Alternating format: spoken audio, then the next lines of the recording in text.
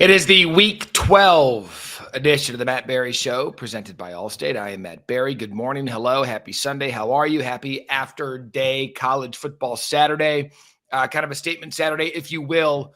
There were so many big matchups on Saturday yesterday that we're going to start shaping the landscape of the final 3 weeks of the regular season, or final 2 weeks of the regular season. Really, we have next week, Thanksgiving weekend, and then conference championship weekend. And we'll get into it this morning with Paul Finebaum, because now we're starting to see some resumes come into picture. We're starting to see which teams are going to separate themselves. We're starting to see which teams could be eliminated. Now, look, I'll tell you this, with everything we have going, we cannot eliminate anybody yet.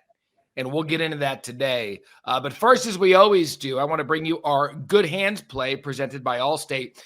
And this was really the story of this game between Alabama and Oklahoma. Eli Bowen, 87-yard pick six to give Oklahoma a 10-0 lead early in this one.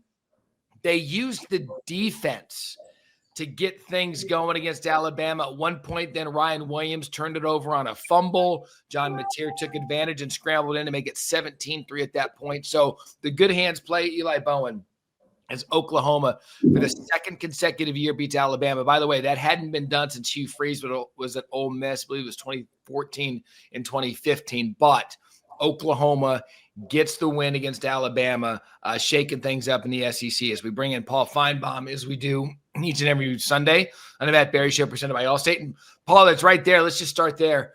I don't want to use the word stunned, because I think a lot of people thought that Oklahoma with their defense could go in there even without our Mason Thomas. They did that, in the Sooners for back-to-back years get Kalen, DeBoer, in Alabama.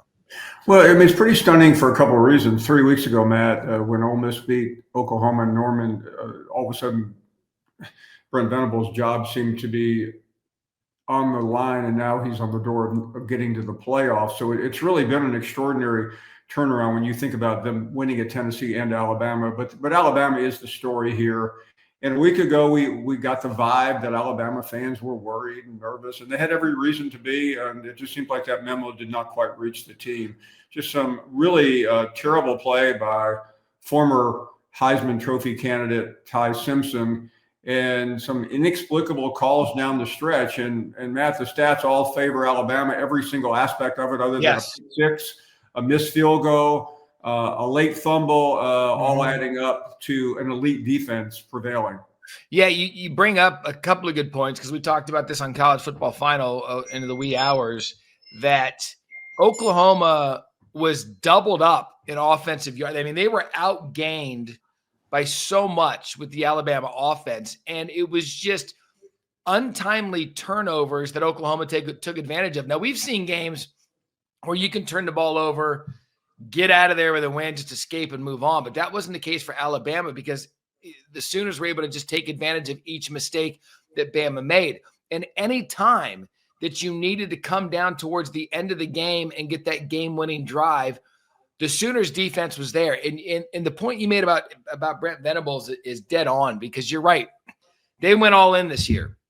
They brought in the OC and the quarterback, Mateer from Washington State. They're like, we have a good defense. We need an offense. Mateer gets hurt, comes back for Red River, didn't look good in that game. And so they were trying to figure out and save the season. Paul, you're right. This is a team that I believe they have Missouri and LSU left. The order's probably off, but either way, still not there yet. But this, to me, is one of the better coaching jobs this year because of what Oklahoma faced in the middle of the season. And when you watch Venables on the sideline, he is calling the plays defensively. I mean, he's about as engaged as anybody in college football. And it's really an amazing story to watch. But I really wonder about Alabama now, too, Matt, because, that was just they were flat against LSU and against Oklahoma. I mean, they may rue the day that they let that one get away. And I don't mean to make too much out of history here. Yeah. Because the history of the Iron Bowl is pretty haunted. But 4 years ago and 2 years ago, Alabama went down there against just dreadful Auburn teams. One went 4 overtimes, should have ended, but an Auburn running back went out of bounds instead of staying in bounds. And then the last time everybody remembers it was the Gravedigger play, the 4th and 32, and what turned out to be Nick Saban's last year. And I mean, that's one of the greatest plays of all time. I know that has nothing to do with this, but this Alabama team, probably not as good as those two. And this Auburn team is not bad, and it has a little bit of life after Hugh Freeze got sent packing. Yeah, look, Auburn's roster is a championship caliber roster, and I think that's why a lot of people were frustrated with Hugh Freeze that they couldn't get it done. But you're right with Alabama. First time we've seen them lose, Paul, since week 1 against Florida State. They seem to have captured the momentum and that Alabama swagger. Do you fear that could be gone? Look, they have a layup and then they have Auburn. But that swagger that they got, it was weird yesterday. Yeah, it's gone. It was gone. And I mean, how many times have everyone, me leading the pack, saying, well, you just have to throw that Florida State game out. Well, you can't throw it out anymore because we saw Ty Simpson just looked spooked. Now, by the way, a lot of quarterbacks have been spooked by Brent Venables' defense. And on top of all that, what was interesting is the defensive line was missing their best player. Yeah. So I think a lot of us said, well, I mean, they'll be good, but maybe not great. Well, they were great. And Alabama finally got a couple of good runs, which they haven't been able to get all year, and it just didn't really matter because Ty Simpson was just could not make anything happen. It's way too early to speculate, but I think Alabama has made everything very complicated for itself. They still have a path, and I'll spare the audience the 18,000 tiebreakers in the SEC, but they don't have a lot of air to breathe right now, which I mean, they were 97%. Now they've lost about half of that going into the playoffs. It's interesting because I've always said, I'll segue into Lane Kiffin and Ole Miss here. I've always said that Ole Miss was in the best position because, and any coach will tell you this, if they tell you otherwise, they're not giving you the truth. They would rather be 11-1 or 10-2 with a great resume and not play in the conference championship game rather than play in that extra Saturday when everyone else is sitting and resting. And that's where Ole Miss came in, because as long as Alabama was winning, Ole Miss wasn't getting in. And we'll get to the Texas A&M story in a minute because that's the other one ahead of them. But now that Alabama loses, Ole Miss yesterday in the Lane Kiffin Bowl gets the win. There's teams sitting there with one loss in league play. It's all kind of jumbled up, minus Texas A&M. So, Paul, here we go. Ole Miss appears to be on their way to a college football playoff after a dog fight with the Gators last night. Yeah, and it's just, I mean, Ole Miss has not played at the highest level lately, but they're getting by. And yeah, I don't understand Florida. Let's not waste a lot of time on them. One week they take off, the next week they come back and look like a team that's capable of making a run. But Lane Kiffin is the story right now. And Matt, as the week unfolded last week, the Kiffin rumors started going crazy. Yep. And we're not here to discuss rumors, but you could not avoid it. And everybody seems to know something. And yeah, he is going to have a difficult time these next couple of weeks dealing with it because everything seems to be pointing toward Florida. It appears the governor did a good job of taking Lane Kiffin out of the LSU situation. And now, how does he deal with it? And I asked somebody the other day in the circle of people that actually do know, what about the playoffs? And Matt, I heard some crazy stuff about the playoffs. And as important as it is to get to the playoffs, jobs are more important right now. So I'm not saying anything is going to happen or could happen, but I think we might be in for the wackiest postseason we have ever seen. Yeah, you had mentioned, and I want to know, because midweek something changed. And look, all right, you and I have been around college football for a long, long time. And you and I have been around college football when this was really the only way to communicate. That's changed now. But the message boards, take that for what it's worth, started circulating, and there started to be some smoke. And then people were looking at the bye week for Ole Miss because then they had the egg. I mean, what happened? What changed? Why did this go from just give it some time or he's not going anywhere to there were a lot of people that were foregone conclusion that here come the gate? I don't know, man. It was weird. how in the middle of the week, this whole thing just flipped. Well, I think some of it is a result of agents talking to ADs, and I'll try to encapsulate what the message seemed to be. And Matt, the message from this is anecdotally, but that forget the playoffs. These coaches want to get somewhere, and they'll do it at any cost. And I think some of that is the same agents talking, because we're not talking about 100 agents. We're talking about 2 or 3. And I think it seemed to be coming from those camps. And I was with some people in Athens on Friday night. I mean, very, very respected reporters, and they were saying, "Listen, don't be surprised if." And I'll stop right there. And you know why I'm not going any further. But it's like, are you serious? So that I think some of it just gets passed to reporters, who then pass it to people like us, who obviously are passing it to a lot of other people right now.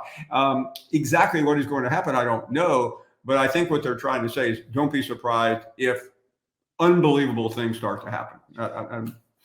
Yeah, man, let me just swirl that for a minute, because you do all of this in your 6 years in Oxford, 3 consecutive 10-win seasons for a program that is just thirsty to be a part of the dance.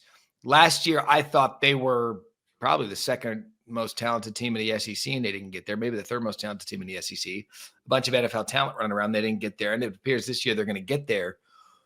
I just couldn't see, and there's a 100% chance I'm wrong here, Paul, but I couldn't see throwing my blood, sweat, and soul into a job for 6 years to get it to this point, only to leave before I get the chance to put this hard work on the field in a playoff bracket. I'm having a hard time comprehending that could even be the case. I can't either, Matt, but I'll tell you the only reason it's even on the board is because this is Lane Kiffin, and not to sound like I'm arguing in front of the Supreme Court, but there is precedent. And by the way, that precedent from 2016 has absolutely nothing to do with today. Lane Kiffin's not the same coach. He's not the same person. He was an assistant coach then. He's a head coach now. And there's a tremendous difference. I'm going back to when he took the job at Florida Atlantic and ultimately got fired after the semifinal game and before the national championship game, which Alabama ended up losing to Clemson. So I think what you have here, same person, not really, but the same name, I guess. And people are taking a little bit of information and it's metastasizing into something that is surreal. And I will agree with you. I don't believe it will happen. Yeah, and look, we know he's had an infatuation with the state of Florida since he went to FAU. He had the boat in Boca Raton. He loved the life. Now, having said that, for the geography majors, Gainesville is literally in the middle of the state and landlocked. I mean, you can get to the ocean eventually, but you're going to work for it. I don't know, man. Like I told EJ and Joey yesterday, the algorithm, the damn algorithm is the most powerful thing in social media. And my algorithm on Twitter got into the Lane Kiffin, Ole Miss, Florida Twitter type stuff. And the stuff that was starting to get out there, I was sleep deprived getting on my flight Friday morning after my Thursday night game. And the algorithm was just feeding me content. I'm like, this is getting wild. And I don't know how this is going to end. I know Florida people think it's going to end with him in Gainesville. I know Ole Miss people think it's going to end with him in Oxford. There was a couple of reports out there that maybe the Titans were kicking the tires. All I know is this is going to end with 2 pissed off fan bases, and it's not going to go well. And I'll say this, and we can move on from the Lane Kiffin saga. I would hate, and it's none of my business, it's his choice. I would hate all the goodwill he's built up at Oxford and this new person that he's become and this whole new way that he's lived his life and settled down and his family's moved out there. That could be all undone with one decision. And it'd be different, Paul, if let's just say he goes to Florida. Let's say Florida's because there's just this connectivity with him and the Spurrier and the growing up and just wanted to be that. Let's just say that happens. There would be a way to do it without undoing 6 years of work at Oxford. There would be a way to do it. And I just don't know that it'll happen that way. I agree. And I mean, the questions could be asked, which fan base hates Lane Kiffin more, Tennessee or Ole Miss? And remember, he was only at Tennessee 1 year. Yeah. It was a flyover.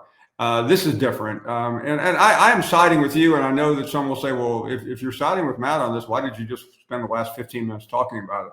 What we try to do here, Matt, is give folks an idea of what's really being discussed. And I was with one of the most respected reporters in college football the other night in Athens, and he said, this is about to be the story of the year in college football. And I'm like going, okay, maybe we're getting hyperbolic, but that is really, so what we just got through representing isn't manufactured. It's just a representation of where social media is. Now, Lane Kiffin can put an end to it very quickly.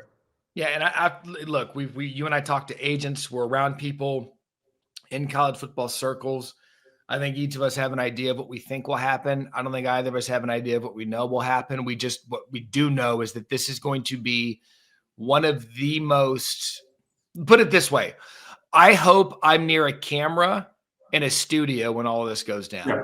Put it that way. So we'll move on from that. But a win for Ole Miss. They appear headed to the college football playoff.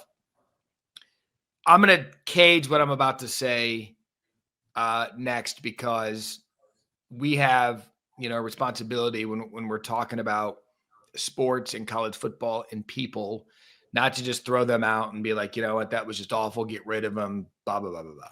I find two things can be true with this next comment, Paul. I find Shane Beamer to be a very, very, very likable man. I find Shane Beamer to be very, very, very good for his players. You saw it in the SEC documentary. He is such a warm person to be a part of. Shane Beamer is going to have to answer a lot of questions this morning, how it is even possible to blow a 32-3 lead at halftime and get beaten the way that they did in Texas A&M yesterday. The Aggies, give them all the credit. They had the SEC championship drama on the line. That was one of the most unbelievable things I've ever witnessed on a college football Saturday. Man, if you're looking at in sports vernacular, like what is the worst thing that can happen? I think we go back, 35 years to the Texans blowing a 31-point lead in a playoff game to the Bills. I was there in 96, walking the back nine with Nick Faldo and Greg Norman when he had a 6-shot lead going into the final round of Augusta. And then there's yesterday. It doesn't, you can lose a game by 4 touchdowns. And if you're down, you just kind of walk, but there's nothing like blowing a lead like that, especially if the number 3 team, especially at their house. And you don't make of the 19 mistakes you make in the second half, you only make 18, you still win the game. But leave it to Shane Beamer to manage to make his team managed to make every one. And by the way, go back about 4 weeks ago, we saw it wasn't nearly as bad, but it was as gruesome when they blew that lead at the end of the game to Alabama. Teams going back to 2014. If you had a 27-point lead in an SEC game, you were going to win. It was 0 for 286 right. Teams that were down 27 points. South Carolina is now that one. I just don't know, at least this year. Like, look, they've got Clemson, and I get it. They've dominated Dabo of late. But there's a psyche in a locker room that when you're up 30 points against the third-ranked team in the country and you're beating the hell out of them and you're doing whatever you want, you get the police incident in the tunnel with Nick Harbor. You got everybody's on your side. You're like, oh, this is going down. Number 3 is going down. Now we're going to have all these one-loss teams in the SEC. I just don't know how you come back from that this year. Now, I don't think South Carolina is going to move on from Shane Beamer. I don't know that. I mean, look, anything can happen in college football nowadays. But, Paul, that is a tough one to come back from in Columbia with that kind of – that is soul-crushing. He almost needs to beat Clemson now, and that would be, 3 out of the last 4? Yeah. That has been his specialty going back a couple of years. He beat a top 10 Tennessee team. He beat A&M last year. But his fan base is more than likely.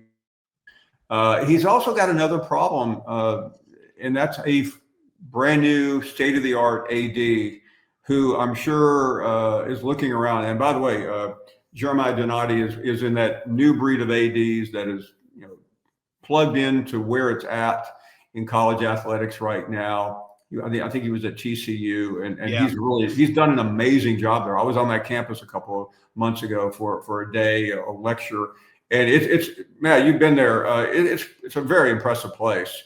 And Shane Beamer right now, hate to say it, just looks like a loser. There's no getting around it. I don't know how he scrapes that away. 8 weeks ago, people were concerned he might leave for Virginia Tech. That's no longer on the board. He's got a better chance of leaving, being shown the door than he does getting another job.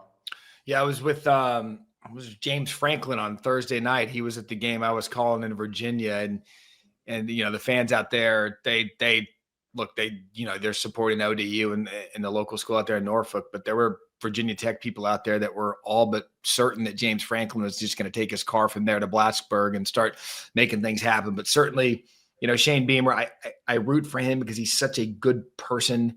But in the business aspect of this, that is not a good look. And if you're Columbia and you're South Carolina and you just came off the season a year ago, you did, and everybody was coming back, including Harbor, including Sellers. You fire Mike Shula. The offense looked good in the first half. Dylan Stewart's out there. I mean, that's going to be a tough one to swallow here for the rest of the season. Now, the Texas conundrum, because they had worked their way back into this conversation, ranked 10th in the country. Arch was playing solid. But we say this every single year, and I'm going to say it right here and right now again. There is no other team in the country that finds a way to round in a championship form at the end of the season more than the Georgia Bulldogs. Gunnar Stockton accounted for 5 touchdowns last night.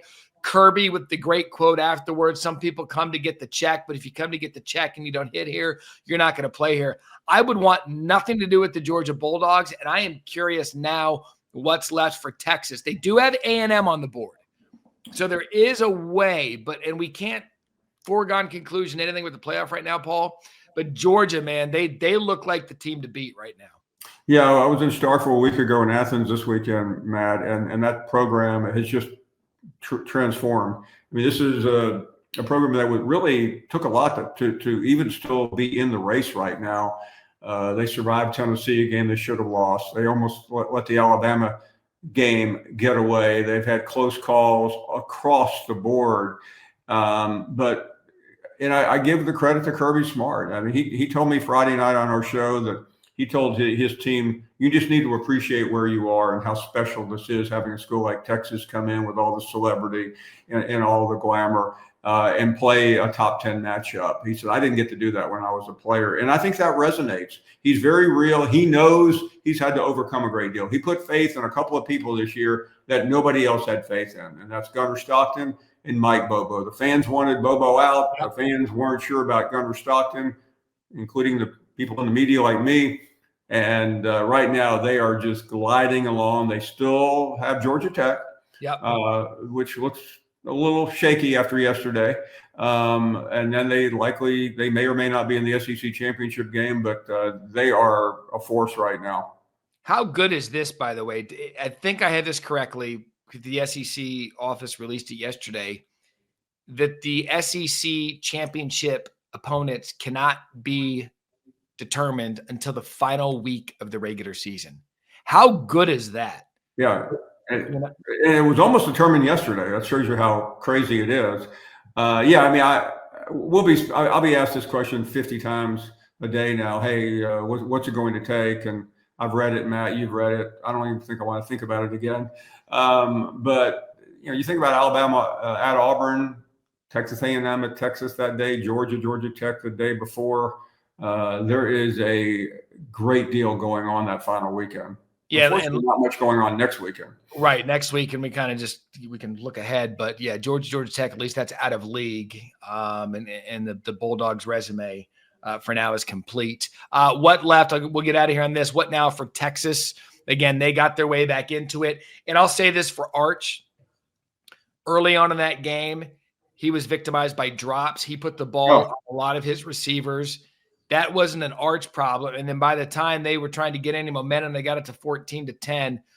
then it got too late. The time to make the statement was early to let Georgia know that they were going to be there. Then Kirby kicks the onside kick to give them an extra possession, and that was kind of the point of the game. Right? I've always said Georgia's like a boa constrictor. They just squeeze you to death at the end of the game, and Georgia did that. But what now for Texas? They look completely different. I mean, I was sitting here a week ago saying, hey, don't laugh at Texas. They 9-3 win over A&M. They're in great shape. That loss took the air out of that momentum, Matt.